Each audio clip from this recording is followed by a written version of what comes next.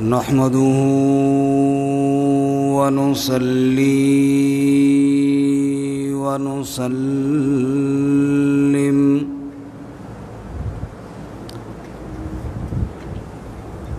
اندر آواز تھوڑا اونچا کرو.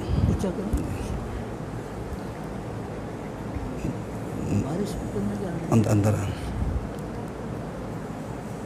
نحمده ونصلي ونسلم على رسوله الكريم.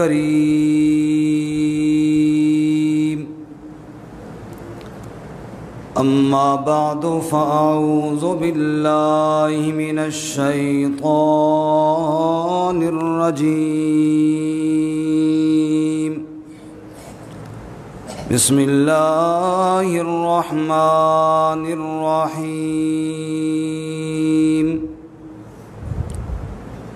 يا أيها الذين آمنوا لا تأكلوا أموالكم بينكم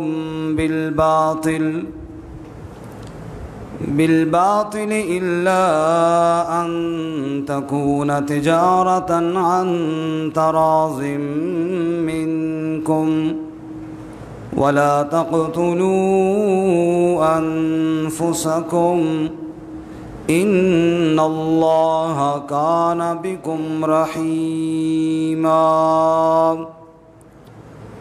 سبحان ربك رب العزة عما يصفون وسلام على المرسلين والحمد لله رب العالمين.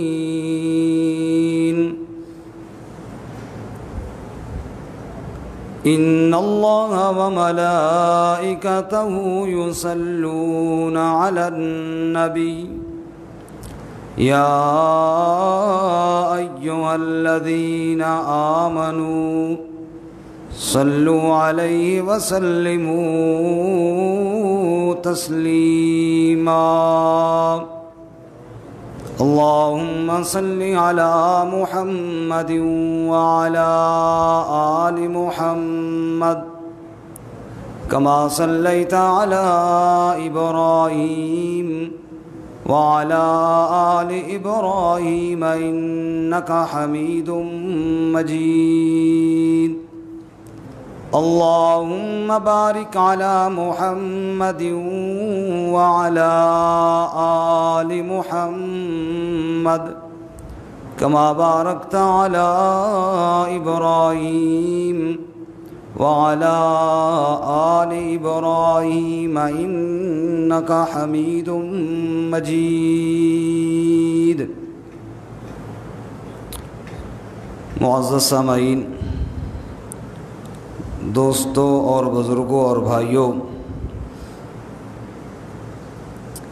جمعۃ المبارک کی اس نشست میں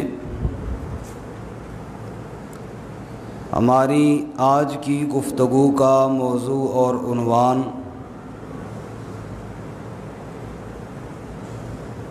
کہ اسلام میں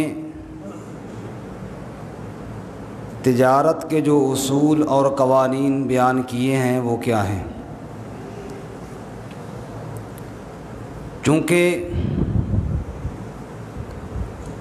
تجارت کے بغیر کسی بھی معاشرے کا نظام چل نہیں سکتا. ہر معاشرے میں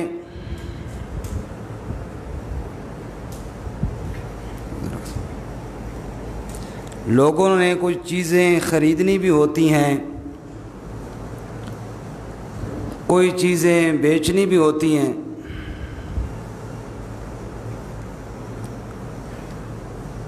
اس کے بغیر کسی بھی معاشرے کا نظام چل نہیں سکتا. اور جو ہمارا دین اسلام ہے، افسوس تو یہ ہے کہ لوگوں نے اس کو صرف نماز روزے تک سمجھا ہوا ہے.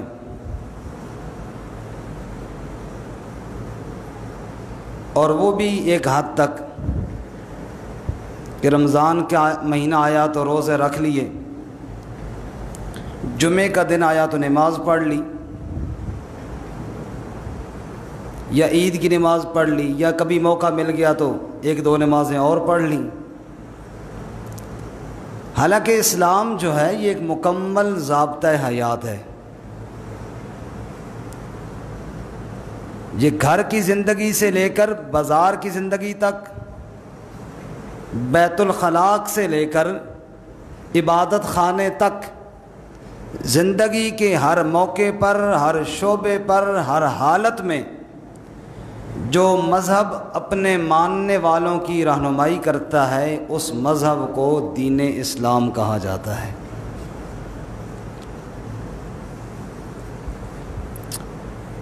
فرماتے ہیں کہ کمائی کے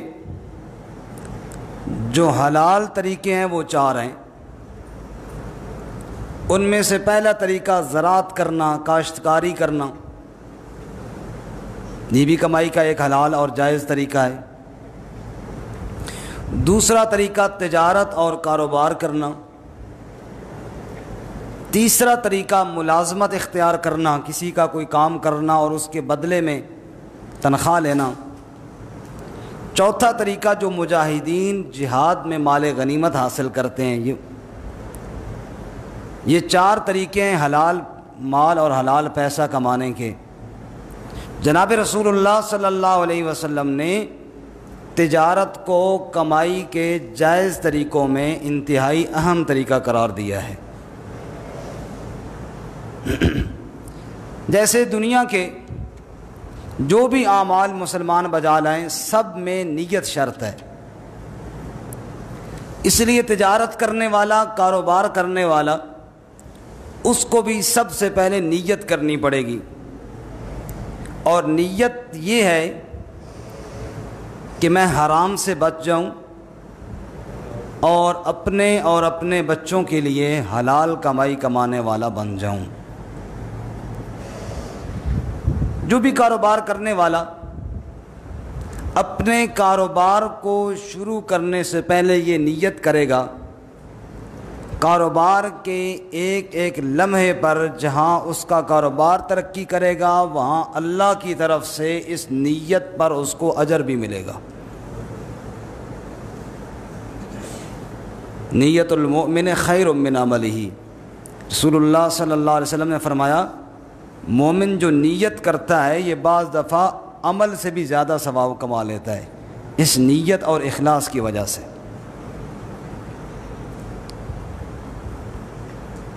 تو کاروبار کرنے والا نیت کی اصلاح کرے۔ نمبر 2، کچھ اس کے فرائض جو مسائل ہیں وہ بھی سیکھے، اس کو اتنا تو پتہ ہو نا اس میں حلال کون سا ہے اور حرام کون سا ہے۔ آپ صلی اللہ علیہ وسلم نے فرمایا طلب العلم فریضۃ علی کل مسلم، علم حاصل کرنا فرض ہے ہر مسلمان پر۔ جو بندہ کام کر رہا ہے اس کا علم حاصل کرنا کیا ہے جی؟ فرض ہے۔ مثلا اب ہم نماز پڑھنے کے لیے آئے ہیں تو ہمیں پتہ ہو نماز کن چیزوں سے ٹوٹ جاتی ہے، ایسا نہ ہو کہ نماز بھی پڑھ رہے ہیں اور پتہ ہی نہ ہو کہ ٹوٹ کن چیزوں سے جاتی ہے۔ وہ ایک جاہل صوفی صاحب نے ایک مولوی صاحب سے کہا کہ میں بڑا شریعت پر عمل کرتا ہوں۔ اللہ جی کیسے کرتے ہو؟ اس نے ایک گندگی کا شاپر نکالا جیب سے، اس نے کہا وہ گندے یہ کیا اٹھایا ہوا ہے؟ انہوں نے کہا چونکہ شریعت نے کہا ہے نا کہ نفسانی خواہشات کے خلاف کرنا ہے، تو میری جب خواہش ہوتی ہے نا خوشبو سونگھنے کی تو میں یہ بدبو سونگھاتا ہوں۔ مولوی صاحب پوچھا یہ نماز کے ٹائم شاپر تھوڑی جیب ہی ہوتا ہے؟ اس نے کہا جی بالکل، شریعت دا حکم جو ہویا اس نے کہا مہربانی کر کے پچھلی نمازاں لوٹا لو، پھر وہ نہیں ہوئی ہیں، گندگی کو پاس اٹھا کے نماز ہوتی ہے۔ تو علم نہ ہو اپنے طور پہ بعض وہ بندہ ٹھیک عمل کرنے کی کوشش کر رہا ہوتا ہے لیکن ٹھوکر کھا جاتا ہے۔ اس لیے سیکھ کر ہر کام کو بندہ جب سیکھتا ہے، افسوس تو یہ ہے دکاندار دکان ڈالنے کی کوشش کرے گا نا تو 10 دکانداروں سے مشورہ کرے گا کون سی دکان ڈالوں، کون سا اس میں مال رکھوں، کیسے چلے گا، کیسے کون سا نہیں چلتا، مارکیٹ میں مانگ کس کی ہے۔ اور بعض دفعہ بلکہ اکثر دفعہ وہ اس شعبے کے کسی بڑے دکاندار کی دکان پر جا کر کچھ دن کام سیکھتا بھی ہے، گاہک کو ڈیل کیسے کرنا ہے، مارکیٹ میں سے سامان کیسے خریدنا ہے، یہ سارے کام کرنے کے بعد دکان کھولتا ہے۔ لیکن ان سارے کاموں میں ایک دفعہ بھی یہ زحمت نہیں کرتا کہ میں یہ بھی پوچھ لوں کہ کیا جو میں چیزیں خرید کر دکان میں ڈال رہا ہوں کیا اللہ کے رسول نے ان کو منع تو نہیں کیا۔ چلو کچھ موٹے موٹے قانون پتہ چل جائیں، رسول اللہ صلی اللہ علیہ وسلم نے تجارت کے لیے کیا فرمایا ہے، دکانداروں سے تو پوچھ لیا، کوئی اللہ اور اللہ کے رسول کے بارے میں بھی پوچھ لیں کہ انہوں نے کیا فرمایا ہے، یہ زحمت نہیں کی جاتی۔ تو آج کی ہماری گفتگو اس موضوع پہ ہے، لیکن مسئلہ یہ ہے کہ ہمارے دکاندار آئیں گے اس ٹائم جب ہماری بات ختم ہو جائے گی۔ دکاندار انتظار میں ہوتے ہیں کہ مولوی صاحب بس کرے تب ہم مسجد میں جائیں۔ جی ہاں بیٹھے نا پتہ چل جائے، لیکن کا دکان کوئی نہیں نا۔ خیر، جناب رسول اللہ صلی اللہ علیہ وسلم نے اور اللہ کی قرآن پاک کی آیات میں جو اصول اور ضوابط بتائے گئے ہیں ان میں سے چند ایک۔ سب سے پہلا اصول تو یہ ہے کہ نیت کی اصلاح ہو، جو ابھی میں نے عرض کیا، اور دوسرا دل کے اندر تقوی اور اللہ کا ڈر ہو۔ کسی معاملے میں بھی اگر اللہ کا ڈر نہ رہے انسان باغی ہو جاتا ہے۔ اللہ کیا فرماتے ہیں؟ وَمَن يَتَّقِ اللَّهَ يَجْعَل لَّهُ مَخْرَجًا وَيَرْزُقْهُ مِنْ حَيْثُ لَا يَحْتَسِبُ۔ لوگوں، جو آدمی اللہ سے ڈر جائے، دل میں اللہ کا تقوی اور اللہ کا خوف پیدا کر لے، فرمایا اللہ اس کو کافی ہو جاتا ہے۔ یجعل لہ مخرجا، ہر تنگی اور ہر مشکل سے نکلنے کا راستہ اللہ اس کے لیے بنا لیتے ہیں۔ وَيَرْزُقُهُ مِنْ حَيْثُ لَا يَحْتَسِبُ، اور اللہ اس کو روزی وہاں سے پہنچاتے ہیں جہاں سے اس کا گمان بھی نہیں ہوتا۔ رسول اللہ صلی اللہ علیہ وسلم نے ارشاد فرمایا، ان التجار یبعثون یوم القیامت فجارا الا من اتقى اللہ وبر وصدق، او کما قال النبی صلی اللہ علیہ وسلم۔ ارشاد فرمایا میرے مرشد کریم امام الانبیاء محمد کریم صلی اللہ علیہ وسلم، آپ نے ارشاد فرمایا لوگوں، جو تاجر لوگ ہیں، جو کاروبار کرنے والے ہیں، فرمایا یبعثون یوم القیامت فجارا، ان میں سے اکثر قیامت والے دن مجرم بنا کر پیش کیے جائیں گے۔ اکثر دکاندار، اکثر تاجر، اللہ کے نبی فرماتے ہیں رب کی بارگاہ میں جب پیش ہوں گے تو فجارا، فاجر اور مجرم بن کر پیش ہوں گے۔ ہاں، الا من اتقى اللہ وصدق وبرأ، وہ تاجر بچ جائے گا جو اللہ سے ڈرتا رہا، سچ بولتا رہا اور نیکی کرتا رہا۔ اللہ ہمیں بھی نصیب فرمائے۔ اور جو تاجر اور جو دکاندار ان چیزوں پر عمل کرنے والا ہے، اللہ سے ڈرنے والا، سچ بولنے والا اور نیکی کرنے والا، اس کے لیے بشارت دیتے ہوئے اللہ کے نبی نے ایک حدیث میں فرمایا التاجر الصدوق الامین مع النبیین والشہداء والصالحین، او کما قال رسول اللہ صلی اللہ علیہ وسلم۔ اللہ کے نبی نے فرمایا لوگوں، وہ تاجر، وہ کاروبار کرنے والا جو سچ بولتا ہو، کاروبار میں کبھی جھوٹ نہ بولے اور امانت دار ہو، کبھی خیانت نہ کرے، دھوکے کے ساتھ سودا نہ بیچے، دھوکے کے ساتھ مال نہ بیچے، دھوکہ دینے کی کسی کو کوشش نہ کرے، اس کی شان بھی بڑی اونچی ہے، اس کا مقام بھی بڑا اونچا ہے۔ یا رسول اللہ کیا مقام ہے؟ فرمایا مع النبیین والشہداء والصالحین، قیامت والے دن اس تاجر اور دکاندار دار کو اللہ نبیوں کی صحبت عطا فرمائیں گے، شہیدوں کی صحبت عطا فرمائیں گے، صالحین اور نیک لوگوں کی صحبت عطا فرمائیں گے۔ جو سچ بولتا ہو اور امانت دار ہو اس کے لیے نبیوں کی صحبت کا وعدہ فرما دیا گیا۔ معلومات بہت اونچا عمل ہے تجارت کرنا بظاہر، لیکن شرائط پہ عمل کیا جائے تو۔ خود ہمارے نبی صلی اللہ علیہ وسلم نے تجارت فرمائی۔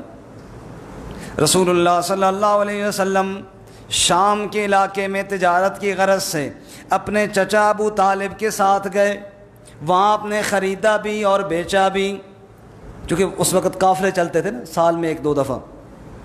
مکہ کی رئیس ترین عورت ام المومنین حضرت خدیجہ الکبریٰ رضی اللہ تعالیٰ عنہ، جو ہم سب مسلمانوں کی ماں ہیں، ان کے ساتھ جو نکاح ہوا اللہ کے نبی کا وہ بھی تجارت کی نسبت کی وجہ سے ہوا، چونکہ وہ خود تو جا سکتی نہ تھی عورت ہونے کی وجہ سے، ان کو ایک ایسا بندہ چاہیے تھا جو دیانت دار ہوتا۔ مکہ کی دھرتی میں جب میرے محمد کریم صلی اللہ علیہ وسلم کی امانت اور دیانت کا چرچا شروع ہوا، حضرت خدیجہ نے بھی اپنا مال آپ کے ہاتھ بھیجنے کا ارادہ فرمایا، چنانچہ آپ کو بلایا اور کہا کہ آپ میرا مال لے کر شام تجارت کے لیے چلے جائیں۔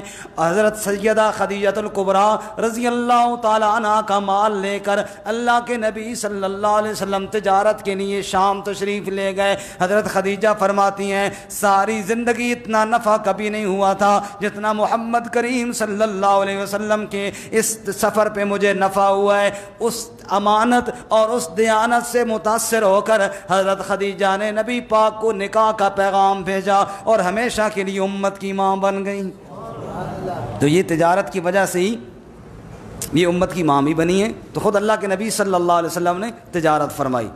آپ نے فرمایا البیعان بالخیار ما لم یتفرقا، جو آدمی سودا کر رہے ہیں، ایک بیچ رہا ہے اور ایک خرید رہا ہے، بالخیار ما لم یتفرقا، اختیار باقی ہے دونوں کو۔ بیچنے والا اگر اپنا سودا بیچنا منسوخ کرنا چاہے، کہے میں نہیں بیچتا، ٹھیک ہے۔ خریدنے والا کہے میں نہیں خریدتا، ٹھیک ہے۔ کب تک؟ ما لم یتفرقا، جب تک محفل ختم نہ ہو جائے، جب تک سودا پکا نہ ہو جائے، جب تک وہ ان کی بات پوری نہ ہو جائے، اس وقت تک تو ان کو اختیار ہے۔ آگے اللہ کے نبی فرماتے ہیں فَإِن صَدَقَا وَبَيَّنَا، اگر وہ دونوں سچی بات کریں سودے میں اور جو عیب ہو، جو کمزوری ہو سودے میں اس کو بیان کر دیں، بُورِكَ لَهُمَا فِي بَيْعِهِمَا، ان کی اس تجارت میں اور سودے میں اللہ کی طرف سے برکت دی جاتی ہے۔ وَإِن كَتَمَا وَكَذَبَا، اور اگر وہ بات کو چھپائیں اور جھوٹ بولیں اللہ اپنی برکت کو واپس اٹھا لیتے ہیں۔ تو شرطوں میں، اسلام کے اصولوں میں شرط یہ ہے برکت کے لیے، دکاندار کی کاروبار میں برکت کے لیے اگر چیز میں کوئی عیب ہو تو وہ کیا کرے؟ بتا۔ جن لوگوں نے شریعت پر عمل کیا ان کے کاروبار میں برکت بھی آئی اور انہوں نے عمل کیا بھی۔ حضرت امام ابو حنیفہ رحمۃ اللہ علیہ، سب کو رحمۃ اللہ علیہ، کپڑے کا کاروبار کیا کرتے تھے اور دکان کے اندر کپڑا تھا، تو اپنے جو دکان میں ساتھ کام کرنے والا تھا اس کو بتایا کہ میں کہیں کام سے جا رہا ہوں اور اگر کوئی گاہک آ جائے تو وہ جو فلانا تھان ہے نا اس میں عیب ہے، بیچ میں سے وہ کٹا ہوا ہے، پھٹا ہوا ہے، اس میں کوئی عیب ہے، اگر کوئی گاہک آ جائے تو اس کو اس تھان کا عیب بتانا اور پھر بیچنا۔ اس نے کہا جی ٹھیک ہے۔ اتفاق سے پیچھے گاہک آ گئے، چونکہ اس وقت میں پہلے عرض کر چکا ہوں کہ اکثر قافلے دور دور سے آتے تھے اور پھر وہ ظاہر اکٹھا ہی کپڑا وغیرہ لے جاتے تھے۔ انہوں نے کئی تھان خریدے، اس میں وہ تھان بھی اس نے خرید لیا۔ دکاندار کو یاد ہی نہ آیا کہ میں نے بتانا تھا کہ اس کے اندر عیب ہے۔ انہوں نے جب سارے تھان خریدے تو ظاہر ایک ایک تھان کو پھر بندہ نہیں دیکھتا، وہ اٹھا کر وہ بھی چلے گئے۔ قافلہ چلا گیا سامان خرید کر۔ شام کو حضرت امام صاحب واپس تشریف لائے، دکان میں گئے اور سب سے پہلے اس تھان کی طرف دیکھا، کہنے لگے کوئی گاہک آیا تھا؟ انہوں نے کہا جی آیا اور کپڑا تو بک گیا کافی سارا۔ کہا وہ جو عیب دار تھان تھا اس کا کیا ہوا؟ کہا جی وہ بھی بک گیا۔ کہا عیب بتایا تھا؟ اس نے کہا جی میں تو بھول ہی گیا تھا، میں نہ بتا سکا۔ اب اگر میں ہوتا کیا شابہ پتر تو صحیح بندہ ہے نا، عیب دار کپڑا بھی تو نے بیچ ڈالا ہے انہی پیسوں میں جن پیسوں میں صحیح والا بیچنا تھا۔ لیکن جب یہ بات پتہ چلی تو امام ابو حنیفہ رحمۃ اللہ علیہ بڑے پریشان ہوئے کہ تو نے عیب ہی نہیں بتایا تو ساری دکان کی تو برکت ہی اٹھ جائے گی، تو ہمارا جتنا کاروبار چل رہا ہے برکت ہی ساری چلی جائے گی۔ اس وقت گھوڑے ملتے تھے کرائے پہ، جیسے آج کل ٹیکسی بندہ کرائے پہ کر لیتے۔ آپ نے وہ گھوڑا لیا اور پیچھے دوڑایا ان کے، پوچھا قافلہ کس علاقے سے آیا تھا، بھاگتے بھاگتے بھاگتے بھاگتے دوسرے دن جا کہیں دیکھا ان کو، او دور قافلہ جا رہا تھا تو زور سے پیچھے آواز دی، قافلے والوں رک جاؤ رک جاؤ رک جاؤ۔ وہ رکے، آپ نے فرمایا وہ کپڑا تم خرید کے لا رہے ہو؟ انہوں نے سمجھا شاید چوری کا الزام لگا رہے ہیں ہمارے۔ انہوں نے کہا جی اللہ دی قسم پیسے دے کے خرید ہم نے کوئی چوری موری؟ فرمایا چوری کی بات تو ہے ہی نہیں، تمہارے ساتھ زیادتی ہوئی ہے اور میں وہی بتانے آیا ہوں، فلاں تھان نکالو اور یہ دیکھو یہ پھٹا ہوا ہے، اب تیری مرضی ہے، اسی حالت میں لینا چاہے تو باقی پیسے لے لو اور اب واپس کرنا چاہو تو مجھے واپس کر دو، اپنے پیسے لے لو میں واپس چلا جاتا ہوں۔ میرے بھائی، بالخصوص دکاندار بھائی، دکان میں ختم کرانے سے اتنی برکت نہیں آتی جتنا شریعت کے اصول پر عمل کرنے سے برکت آتی ہے۔ بات سمجھ میں آئی؟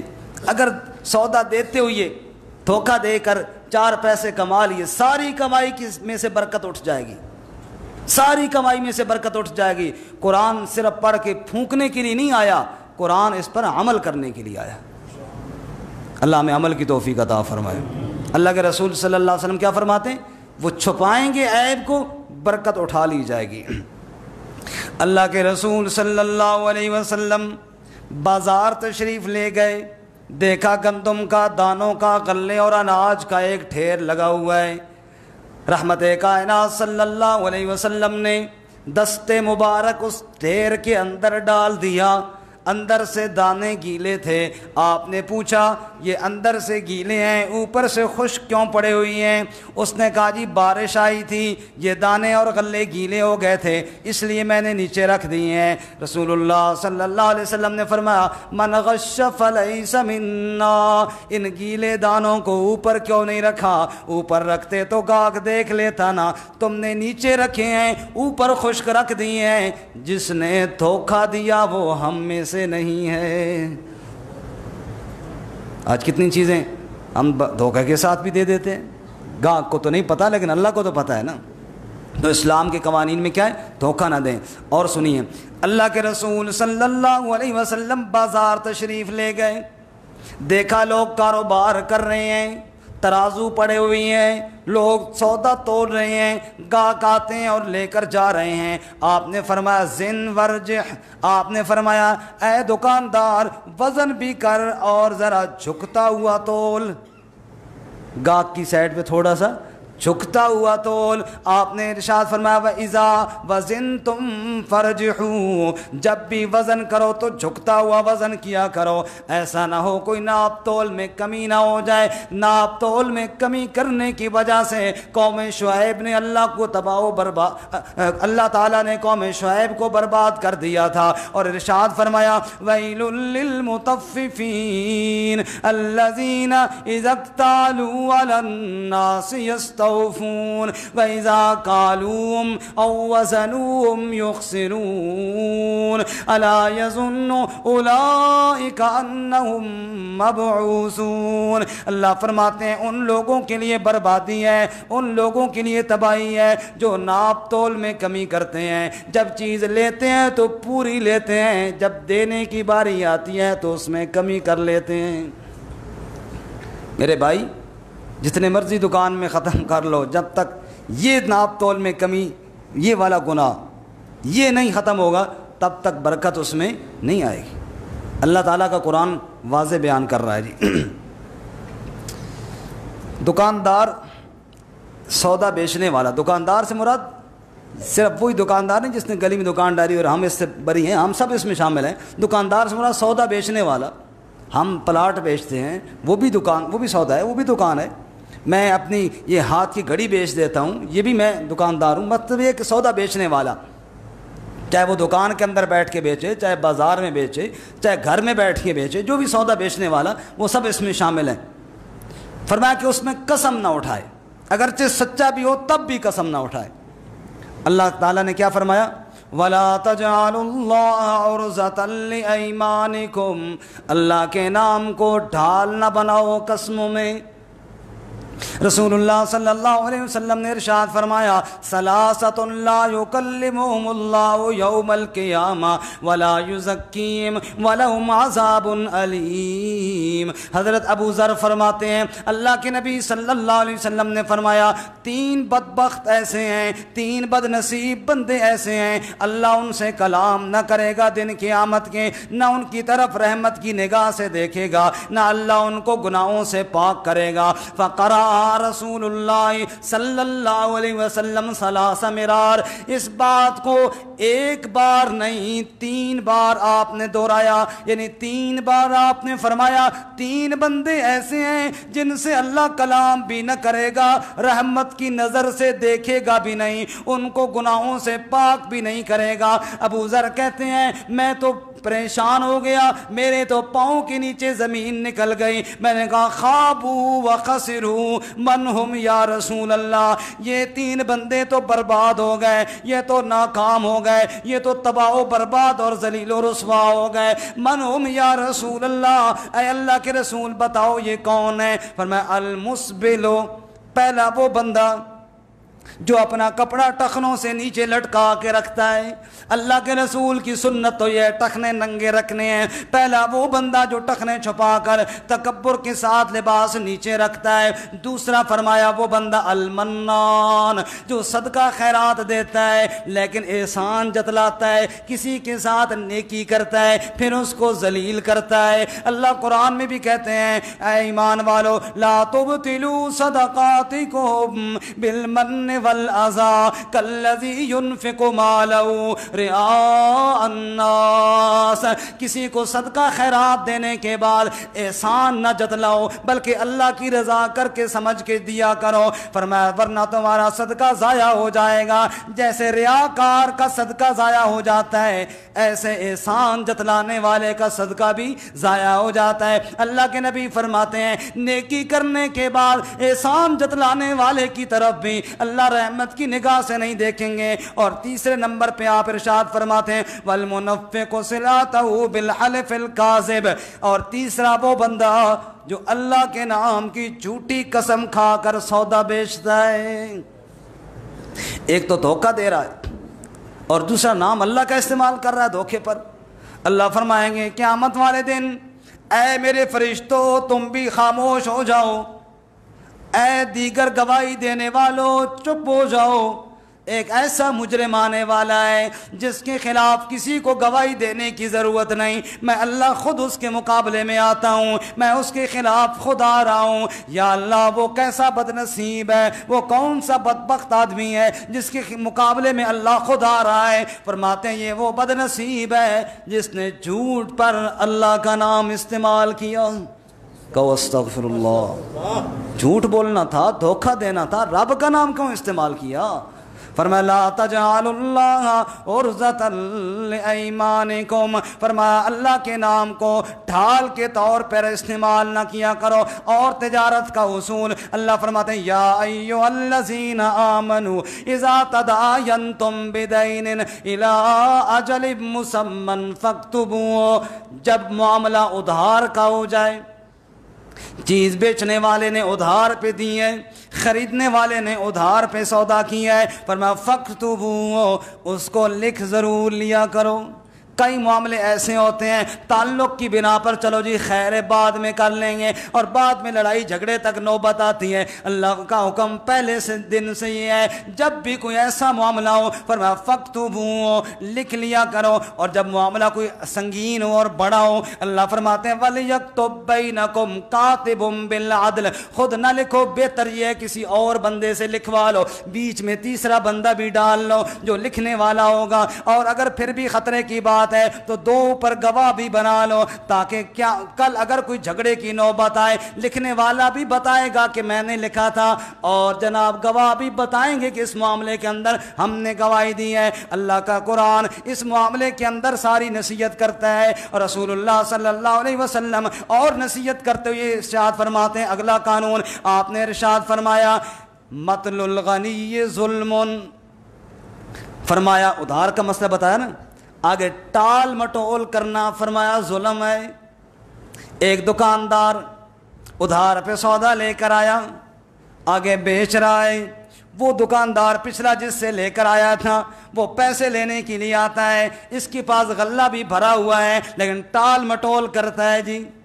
اسی طرح اس سے آگے گاہک نے سودا خریدا ہے ادھارا، وہ اس دکاندار سے ٹال مٹول کر رہا ہے۔ اللہ کے نبی فرماتے ہیں مطل الغنی ظلم، فرمایا جب میسر آ جائے تو پھر فوراً ادا کر دینا چاہیے، دیر نہیں کرنی چاہیے۔ ٹال مٹول کرنے والا ظالم شمار ہوگا، اور ظالم کے رزق کے اندر کبھی برکت، سارے بولو کبھی برکت نہیں ہوگی۔ رسول اللہ صلی اللہ علیہ وسلم نے ایک اور حکم ارشاد فرمایا، آپ نے فرمایا من احتکر فہو خاطی، جس نے ذخیرہ اندوزی کی، غلے کی قلت ہے، لوگ چاہتے ہیں آٹا ملے، بڑا مہنگا ہو گیا ہے۔ ارے مہنگا کیوں ہو گیا ہے؟ بڑے جناب تاجروں نے جن کے پاس زیادہ مال تھا انہوں نے گودام بھر لیے،